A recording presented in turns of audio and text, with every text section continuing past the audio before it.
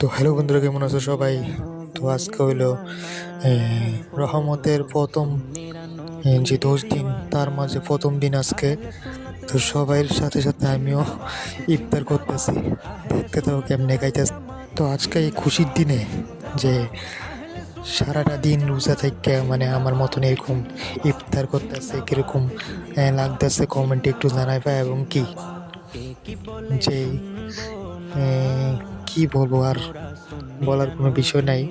তারপরে কইতেছি, হ্যাঁ, খুবই আনন্দ লাগতেছে যে বছরের একটি মাসের জন্য রোজায় তো আমরা সবাই থাকবো, সবাই পালন করবো ইনশাল্লাহ। তো তোমরা সবাই কইবা যে মাথার টুপি নাই, গায়ে কোনো পোশাক নাই।